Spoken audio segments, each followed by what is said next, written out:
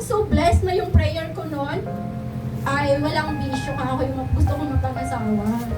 So, binigay naman po siya ni Lord. And now, we are both serving the Lord. Natutunan ko din po kung paano ibalik sa Lord yung portion na meron kami. Malaking tulong po na nakakilala ko kay Lord. God reminds me po yung Matthew 6:25 and 26. Sabi po dito, kaya sinasabi ko sa inyo, huwag kayong mabalisa tungkol sa inyong kakainin o iinumin upang kayo'y mabuhay. Ni tungkol sa damit na inyong isusuot, hindi ba't ang buhay ay higit na mahalaga kaysa pagkain at ang katawan kaysa pananamit? Sabi dito, masdan ninyo ang mga ibon sa himpapawid, hindi sila nagtatanim, ni umaani, ni nagtitipon ng mga inaani. Gayon pa may pinapakain sila ng kanyang ama na nasa langit. Hindi ba't higit kayong mahalaga kaysa sa kanila?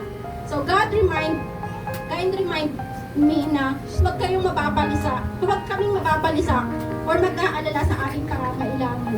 Kung ang ibon nga, di ba? Sabi dito, hindi sila pinapabayaan. Thankful talaga ako na simula pa na po pagkabata ay naturuan at na-build na po ako personally na about sa giving sa church. Yan. Pero hindi po kami nang hininayang na ibibigay po namin yung Lord po ni Lord sa amin.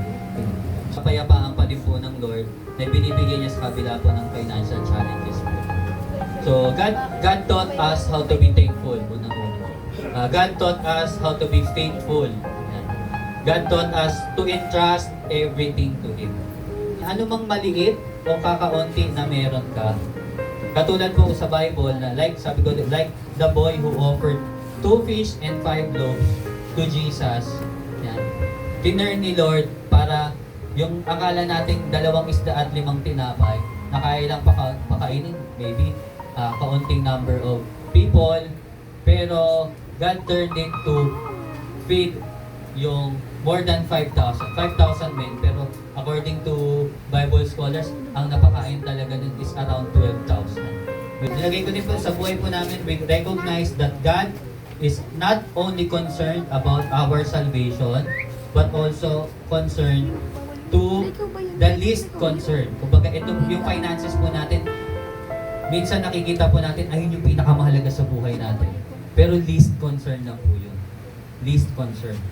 Least concern of our lives, which is yung finances. For us, as well, na maging blessing din po kami sa iba.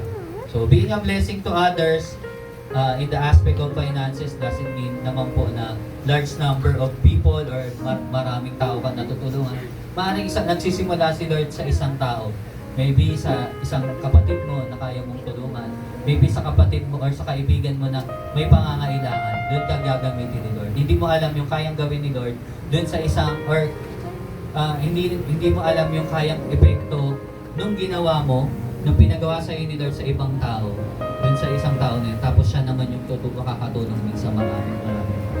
So may we put po during this time, due to this testimony po na meron kami, may we put our trust in the Lord on the least, sabi niya po natin least concern of life. So yung finances po, least concern of life, kasi kayang-kaya po baguhin or i-turn around ng Diyos yung salvation na. And huwag po natin ilagay yung pagmamahal natin sa finances na.